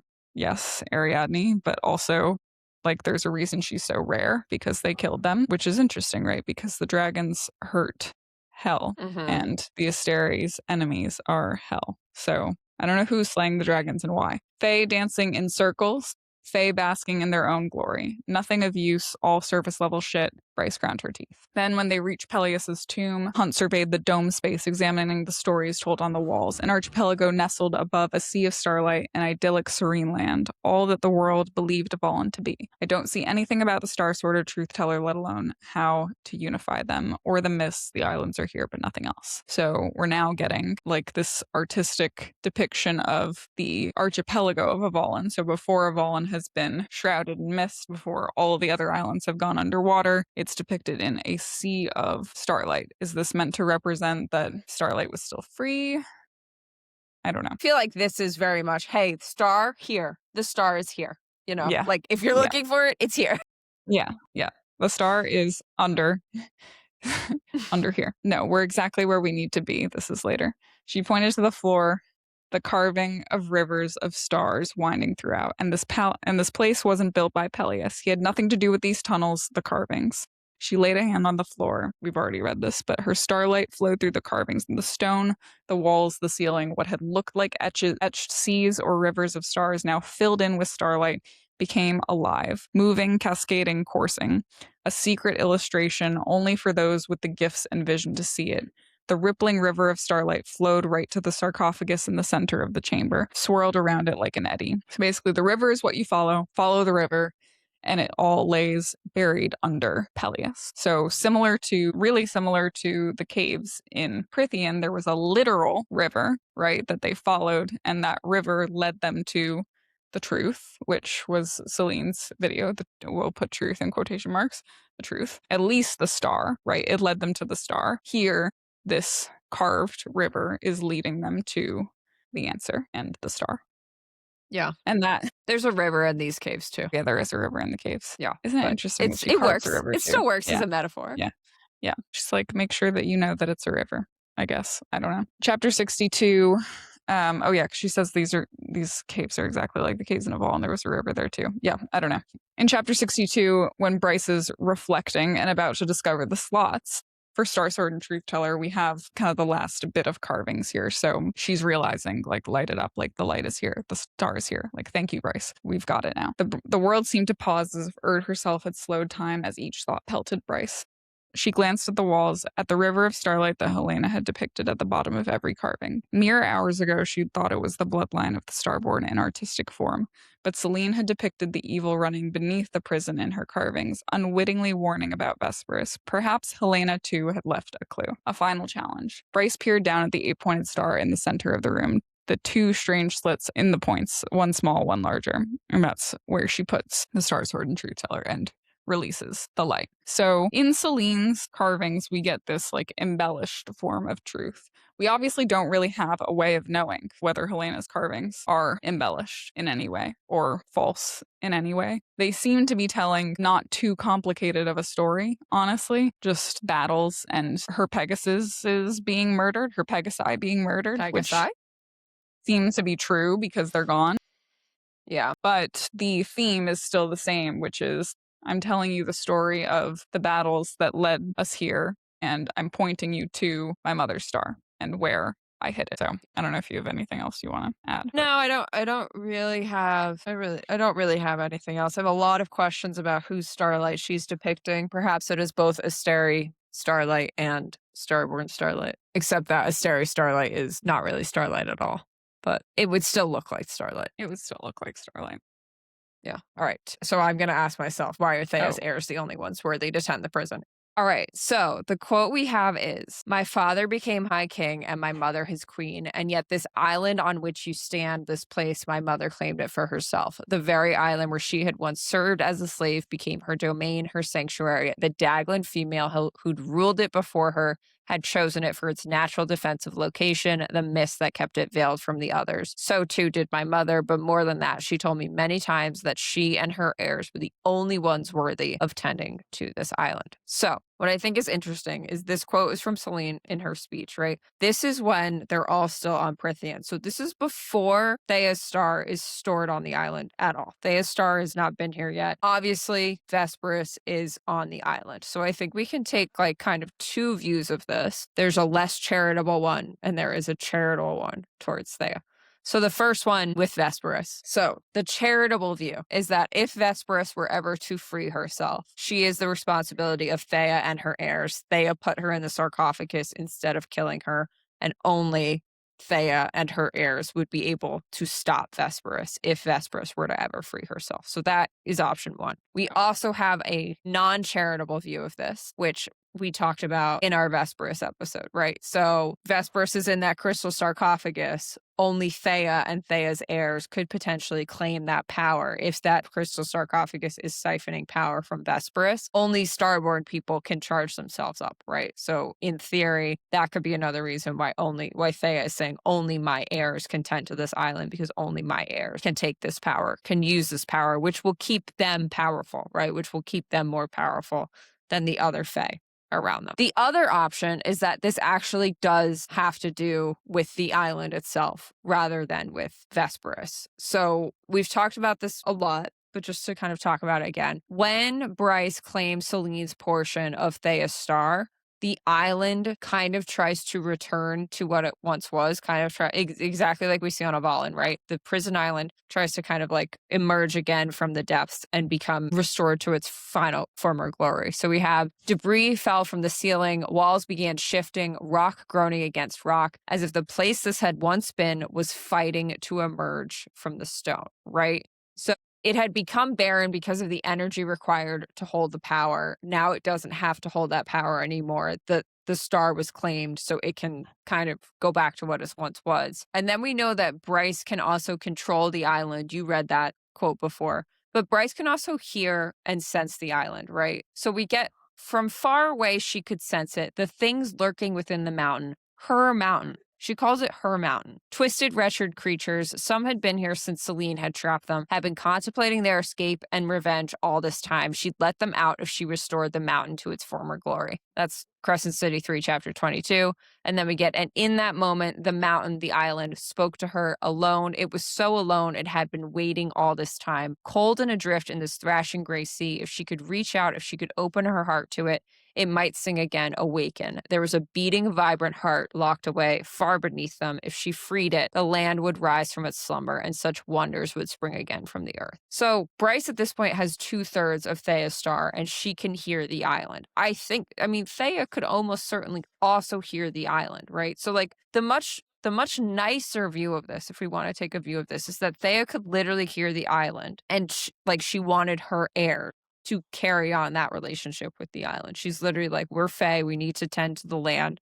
The land is the source of our power, but only me and my heirs can actually hear or speak with this island, which I think is really interesting because we have other High Lord and High Lady point of views in this story. No one else can hear the land, right? We don't ever get anyone else hearing the land, right? So like, what is different about Dusk? Is this a High Lord choosing thing? Is this the land chose Theia and her bloodline to be able to hear it? Or is it somehow her father? I don't really know. But like, why is Dusk? So Dusk seems very different from all of the other courts, with this being able to hear the land, and with this bloodline specifically being able to hear the land, and no one else being able to hear land anywhere. So I just think I'm like, Yeah. could be Vesperus, but the island itself seems to have a lot of power over Prithian. And I hope that will continue to be explored. I think that the two, like, my response to this was both of those things, and I don't necessarily think that they're like mutually exclusive. I also think that we have kind of a comp to what Bryce experiences when she hears the land, and that is between Nesta and the House of Wind, which is also a mountain, right? Like Yeah. it's not exactly the same in that like she can't obviously like manipulate it, but she kind of can. Like she feels its emotions. She can tell when it's sad. She can tell when it's Yeah. mad at her. What does it mean that Nesta has a relationship with a mountain in Night Court? I don't know. We've talked about that at length, but I do think that we've at least seen it then. Wait, that's so interesting. So do you think that Theia made the island? So maybe. So I think that both of these things can work together. I think that her heirs are worthy of tending the island because regardless really of whether we take the theory of siphoning off Vesperis's power to be true, she has passed down the power of the land, right? And regardless, we know that that's the same power that Vesperis had because Vesperis and the land cycled power together, right? Vesperis says, I drank the land's magic, and the Yeah. land's magic drank from me. So we've talked about whether Nesta made the land or not, but I think the two are similar. Like I think it's simpatico somehow. And I think the heirs are worthy because they can speak to it and they have Yeah. the power that Vesperis had. They're the land's friend. Just like when Nesta and the house became friends, Rhys was like, this is yours now. Like, you have to Yeah. have this. You have to live here. And Nesta was like, you're right. And the house was like, yeah, like you are living here now. Like you are you're the only one worthy of living here. The land chose. Yeah. Like I know we call it the House of Wind, but it's a mountain. It's carved into a But do mountain. we think that that is where this whole High Lord idea came from, right? The land chose. Like it just feels it feels like Dusk claimed Theia and Theia's line as its High Lady. But I don't know. There's two possible schools of thought here. Like, did magic make the land, or does the land have inherent magic? I really hope that the Yeah. land has inherent magic. That's what Yeah. I hope. Because I think Yeah, me that's too. nice. And I hope that the land has inherent magic and chose. And that's like what makes Prithian different. I hope that's the case. Cool. All right. We are about to go into our full Maasverse section. So if you have not read all of Throne of Glass, we will bid you adieu. Next week, we are covering Peleus, as Ronnie mentioned. And as always, please remember to give us a follow on social media if you have not already. All right. Throne of Glass spoilers in 3, 2, 1. Do you have any omissions? I will do an omission that we got, a social media shout out that we got like literally 10 minutes before this episode started because I thought it was fun. So I actually don't remember which episode it was. I had a precog theory at some point about Avallen and dragons, dragon fire, and the possibility that Mala's fire is like the root of dragon fire. And Brit on Discord looked up whether Mala could be linked to dragons in any way. And there is a Mala, there's usually a colon, I think, between it, that is a dragon-like creature from Noir culture in I'm going to butcher this, guys, I'm sorry, but in the Kathmandu Valley with roots that are tied to Tibetan Buddhism. So there is... And it, like, I don't know, it kind of just like tickles your brain when you hear Mala. I feel like it just sounds dragon-like. So thank you, Britt, for finding a link in actual real life culture because I clearly did not. But it's said to have a long serpentine body with sharp teeth and claws residing in the skies of high altitude areas among the clouds. So pretty cool. Thank you, Britt. I love it. Thank you, Britt. Yeah, I saw that like 5 minutes before. I was like, that's so cool. Yeah. Yeah. Pretty good.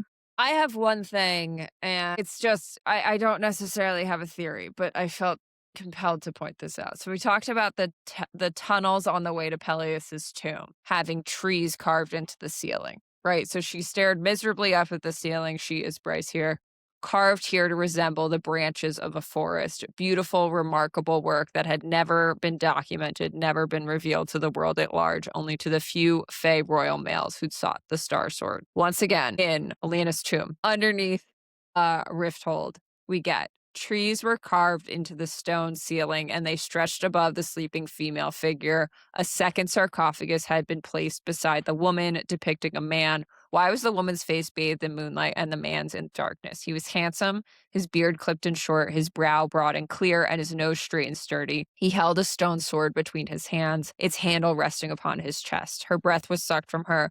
A crown sat upon his head. The woman, too, wore a crown. So that was Throne of Glass, chapter 25. That's the ceiling. So now we have Selene's carvings of trees on a ceiling, and we have Elena's tomb having trees on a ceiling. However, something else interesting is going on here. We know that Silene carved stars into the floor of the harp chamber. You read this before, but whorls and faces and the hair on her arms rose. These are Midgard's constellations. Bryce pointed to a cluster. That's the Great Ladle, and that's Orion, the hunter. Hunt her hunt. That's Crescent City 3, chapter 17. The floor of Elena's tomb, we have she tripped on something, and as she staggered, she noticed the floor. Her mouth fell open. It was covered in stars, raised carvings that mirrored the night sky, and the ceiling depicted the earth. Why were they reversed? She looked at the walls and put a hand to her heart. So now in Elena's tomb, we have trees on the ceiling, which we have in Helena's caves. We have stars on the floor, which we have in Selene's caves. We have 2 sarcophagi, which we have one of each in Selena's cave and in in Selene's cave and Helena's cave. The girl in this scene is named Selena, which we all know is Avallen, but still. And we have a magical sword in Damaris in Elena's tomb, and we have a magical sword in Gwydion in Selene's tomb. So I have no idea what the fuck is going on here, but we have a little like sandwich situation, which I'm just like, is this intentional? Is this just imagery that she likes? Are we like combining worlds here? And really, I don't really know what's going on, but I thought it was interesting. I do think it's You look like you have more to say. we can talk about it in Pre-Cog. Okay, great. It's not Pre-Cog corner time. Pre-Cog, but my Pre-Cog is loosely related. All right, well, let's go into Pre-Cog corner. I think you start anyway. Okay. All right. I want to talk about a potential scientific tie-in to our doppelganger problem that we are experiencing in all of our theories. I took this to TikTok, so if you follow us on TikTok, you might have already heard this, but you're hearing it again, and a couple of you told me to talk about it on the pod, so here we are. We have a couple seemingly impossibly doppelganger characters in the Maasverse, right, that have like no canonical explanation unless you like literally bend over backwards to try and make them related in a way that makes any fucking sense. Like so close that they have to either be the same person, twins, or like a legitimate actual doppelganger. And those are Maeve and Vesperus and Reese and Rune, right? We also have a few I'll call them loose doppelgangers that seem like they could have been each other, but they like just missed by like a few genomes or like a few genetic permutations. We have Aelin and Lydia.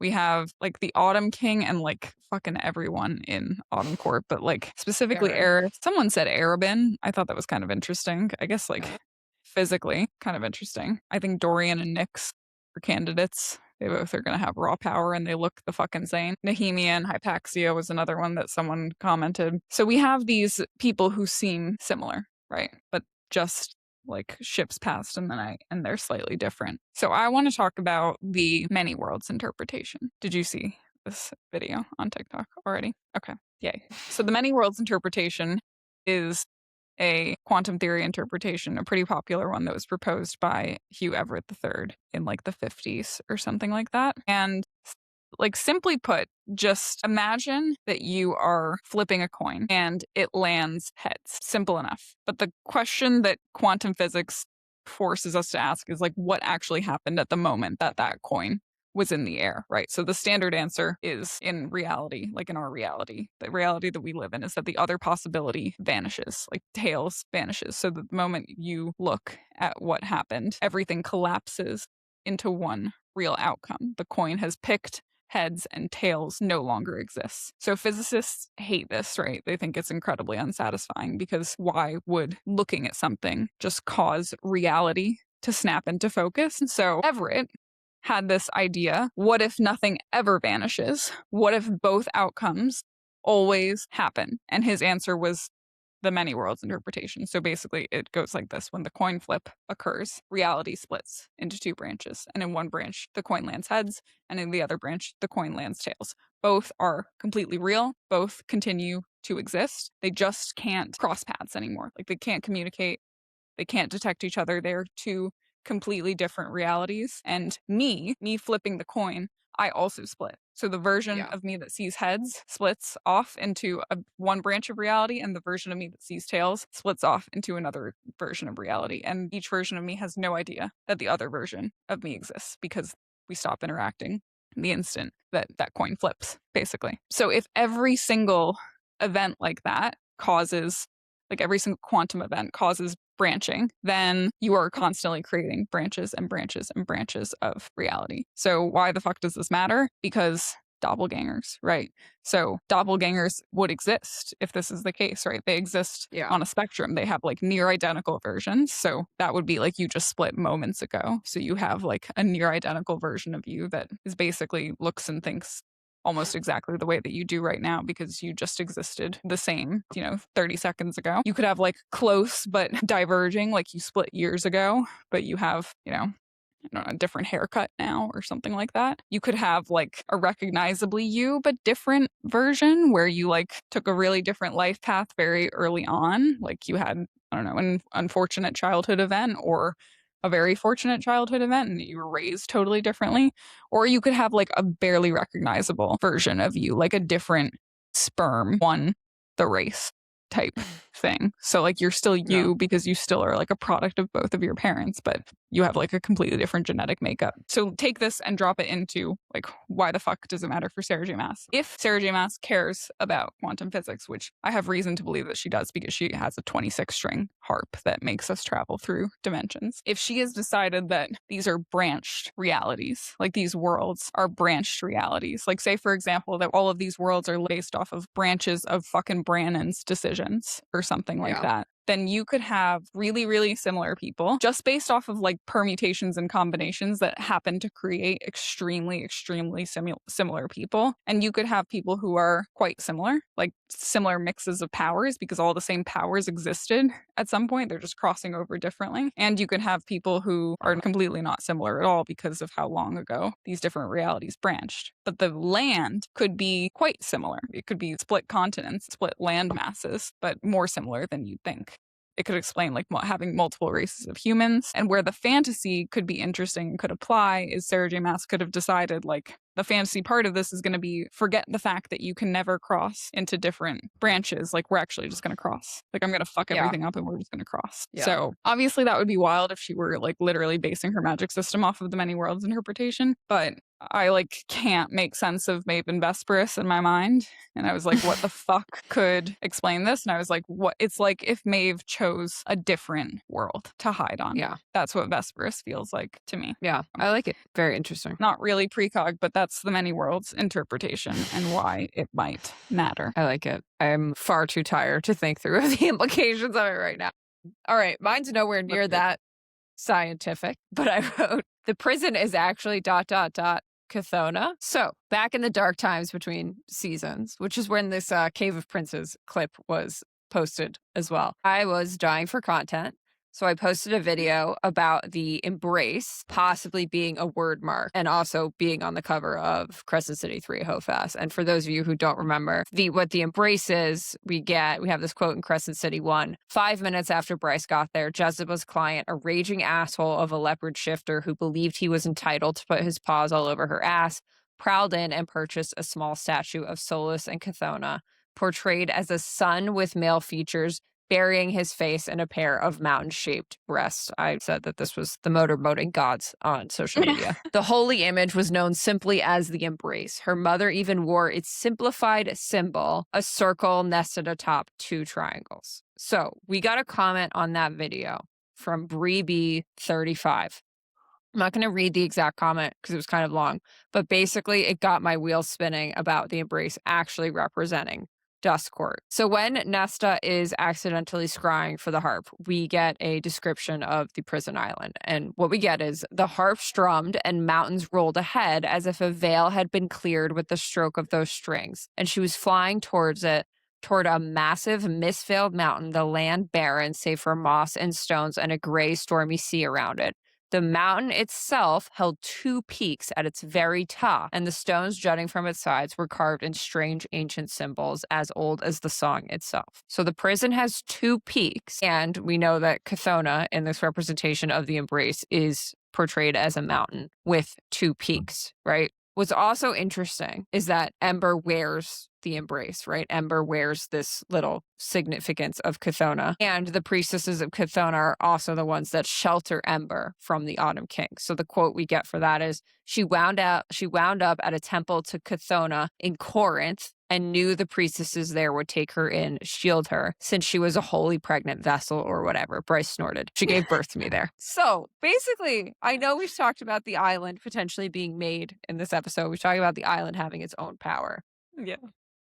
Is the island potentially actually the goddess Chthona? A god, yeah. And that's why Bryce can hear it. That's why Ember wore the pendant. That's why the priestesses protected her. Like, is that actually the source of this power, which would also be the source that Vespers was siphoning off? We've also had a lot of chat in our Discord lately. So shout out to SC Coco and Asterian Beauty from our Discord for turning me on to this. So chthonic deities are more the word Chthona seems to be derived from the word chthonic, is more closely associated with deities, spirits, and mythological beasts that inhabit the underworld and live beneath the earth, right? So she is the earth goddess in Midgard, but that word really means more of like an underworld, which really fits with what we get for the prison more than anything that we have on Midgard. So yeah, true. It's Pre-Cog, but it feels like there might be something. Prithian in general.